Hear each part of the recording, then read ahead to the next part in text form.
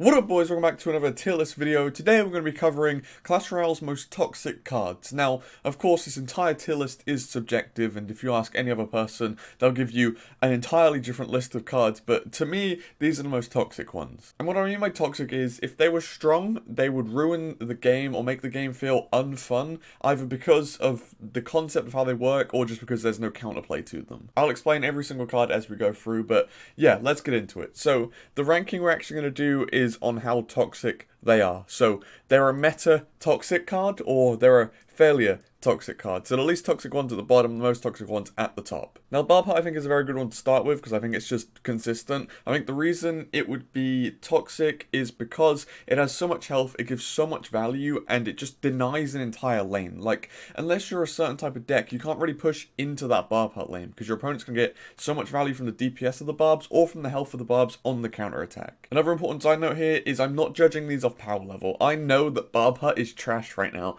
I'm judging it on the concept of Barbhut, how much elixir it gives you, the barbarians that it gives you, and how you can use it. Luckily, a lot of the cards in this list are just trash, but there will be a few that are meta right now, and you'll understand why those are toxic more than the ones that are pretty bad. Anyway, barbarians, I'm going to put these in F. I think they're just toxic because of how they're spellbaity. I think before they died to Fireball, they were actually a less toxic card, but because they do so much DPS and because they require a Fireball to deal with, I think they actually constitute as a toxic card. This next one, Earthquake, I think it's probably one of the top tier toxic cards just because, again, of how it functions. It does very, very well against buildings, but not very well against anything else, and I think that is toxic because if you face if you face an Earthquake without a building, you're like, okay, that card's awful. But if you're running, triple building in your deck, you're like, this card is, like, the best card in the game. And just because it's so matchup dependent, I think it does fit the bill as a highly toxic card. Alright, Elite Barbs, we all know those go in meta for toxic,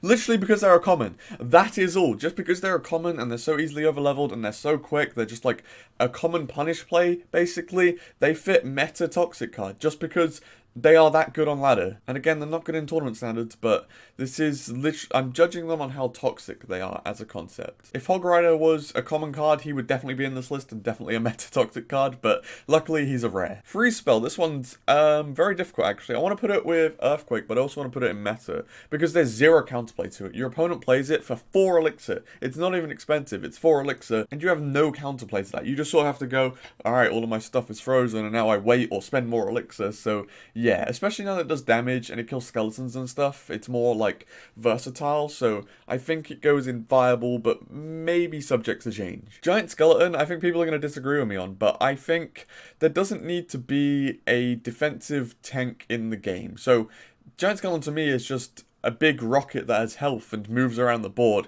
and very, very rarely do you use it on offense to get to the tower.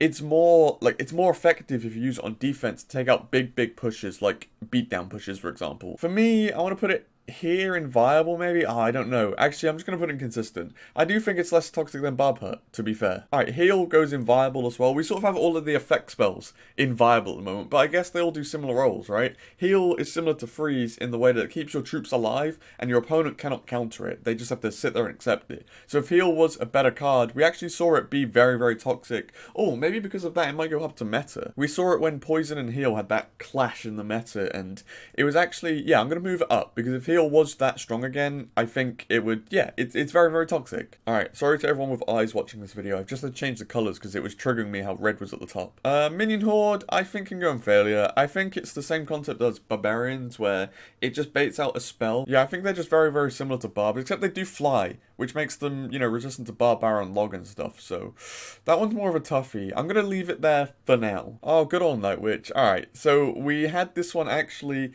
be toxic within the game when it was really strong. So for that reason, again, I'm gonna go meta. It's because it is a ground unit and spawns a swarm flying unit that it's so difficult to deal with, because you can't just, play a knight onto it, which is what you do for a ground melee unit, because the bats spawn and kill the knight. But also, you can't just play like a baby dragon onto it, which is what you'd do for an air swarm, because you have this ground mini tank that's now pushing to your tower behind a tank. So, yeah, I think that one's going to go in meta. Alright, so I think Pecker in terms of toxicness goes in under average. Yes, it's toxic because it kills, you know, most win conditions, but also it's not really a threat on the counterattack because, like, skeletons will stop it. So, really, I think as a concept, it's toxic, but not entirely toxic because it's easy to stop. So just because it kills tanks, I do think it's more toxic than barbs and stuff, because at least barbs will die to its spell, whereas Pecker just sort of kills everything and has really no counterplay. Royal Recruits. Okay, these ones place quite high. I'm going to go viable for Royal Recruit, just because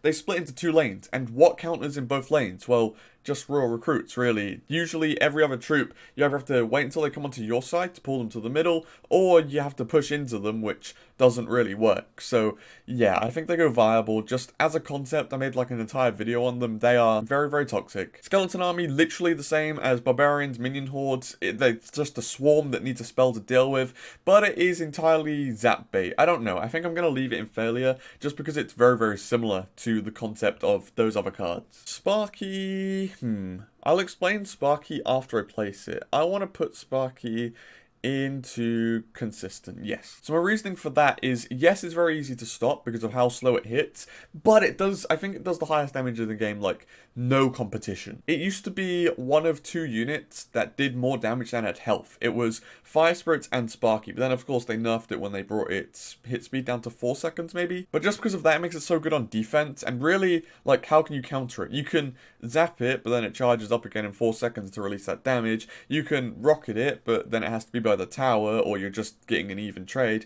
And apart from that, when it sits on defense and gets that value, I don't think there's many ways to stop it. Tornado, I don't think there's any question. I think Tornado just goes meta, just because, Tornado! I ran about it enough. You all understand my feelings on Tornado, but being able to activate the King Tower is so underrated in my opinion. That's so much DPS that you unlock, and then being able to just pull everything away from your towers into that King Tower range, so underrated. And the fact that it can do that to like 75% of win conditions is like nuts. And it costs 3 elixir and acts as a small spell. Like, it also has the same radius as arrows. What is the point in arrows existing when Tornado does a little less damage but gets you King activation and 1,000,000 DPS and pulls stuff away from your crown towers? Like, it's so busted. Public enemy #1 on the Bailey OP YouTube channel. Alright, Witch is similar to Night Witch, except doesn't spawn air swarms, spawns a ground swarm. So she's actually a little bit easier to deal with, because normal splash damage will deal with her, right? You put a Valkyrie on her face and she's pretty much dead. So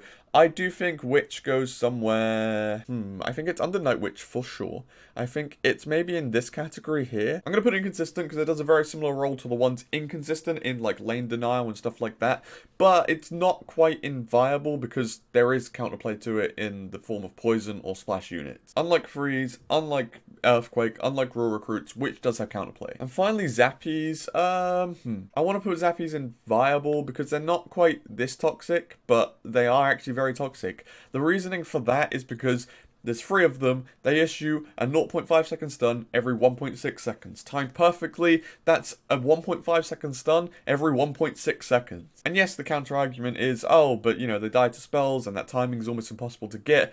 But my counter argument to the counter argument is, it doesn't matter if the timing's hard to get, that's still a thing they can do. And the second point is, well, dying to spells can actually help them because they're usually seen in spellbait decks. Alright, now I'm gonna reorder them and then move some around. So within the meta tier, I think Tornado, most toxic card in the game. This is probably changing my opinion from the toxic video I did, but shush, we'll ignore that. I think Heal then, if it will move for me, and then Night Witch instead, because Elite Barbs are only broken because of their rarity, whereas these cards have actual fundamental issues. In this tier, I think Zappies go first, then Royal Recruits, then Freeze, then Earthquake, because Earthquake's like a lesser form of what Freeze is, because Freeze just like denies all of your troops from doing anything and there's no counterplay, whereas Earthquake is just good against buildings, so I think it's less toxic than Freeze is. I think Zappies, because of their stun, are more toxic than Royal Recruits, and Royal Recruits just like a card in their own. In this tier, this tier is actually really difficult to judge. I'm gonna go Barb Hut, Witch, Sparky, Giant Skeleton. Barb Hut is complete lane denial. Witch is very toxic because of course she spawns a billion skeletons, but there is that counterplay in spells like Poison and Zap work to kill a Witch, so there's that counterplay. Sparky to me is just a better version of Giant Skeleton because Giant Skeleton gets that damage off once, whereas Sparky repeats that damage. And although Sparky's more counterable, it's not really that counterable as we discussed before. Pecker, well, I can't move her amongst anything, she's alone, but I think there are cards that will move down to suit Pecker. And in this tier here, I'm going to go Minion Horde because they fly. Then I'm going to go Skeleton Army just because it requires a small spell, like you're not going to fireball them, you know. The Skeleton Army's elixir cost makes it more toxic than Barbs, and then Barbs are the least toxic on this toxic list. Now, any that can move down, I do think Elite Barbs can move down. I think, yeah, I would even put them below Zap Ease, maybe even below Royal Recruits and below Freeze into this category. I think I just misjudged that one, I think, because I was like, you know, I was thinking about Elite Barbs and I was thinking how good they are on ladder, but I do think I misjudged that, and actually they're only viable in the toxic categories. After that, I think, yeah, Earthquake can come down, maybe below even here, if it will go there. Yeah, I think Witch is more toxic than it because of how much it spawns, and I think Earthquake is only toxic in those building matchups. I don't really think Giant Skeleton compares too much to Sparky. I think Sparky should stay there. Giant Skeleton moves to here. Pecker, you can stay there. And yeah, I'm happy with that final tier. So there is my tier list. Actually, I'm reviewing it. I want to move Zap Ease up. I want to move Zap Ease into here. Ahead, yes, ahead of Night Witch. And not ahead of here. We'll keep that one there. Okay. I'll stop messing with it. I think that is my final tier list. I think that is where I want to leave that. And yeah, if you'd have told me that I said Tornado was the most toxic card in the game, if you've watched this channel long enough, you'll know that I probably agree with that. So yeah, I'm happy with that one. And if you'd have said that Barbs would have been the lowest down on this list, I guess, then yeah, I'd have maybe agreed with that one. This one was really hard to do because they all have reasons for being high or low, but like, it's such a weird thing to rank, but also I had it written down as like an idea, so I was like, you know what, we'll do that, and I got into it and it turned out to be sort of difficult. So yeah, there's my tier list. I guess if you want to, you could rank them down below. I'd say use my ones, because if you're gonna, you know, write down your own toxic cards, it's gonna be a long list for many players and very different to my list, but these are the 16 cards I would class as toxic. I had Electro Dragon, Inferno Dragon, and Gob Hut in there, but then I realized Electro Dragon dies to lightning, Inferno Dragon is reset by like Fireball and Snowball and stuff, and then Gob Hut is just a lesser version of Barb Hut, so I took those out. But yeah, those are my top 16 toxic cards, all ranked in order. Thank you all for watching, I hope you enjoyed this video, and peace.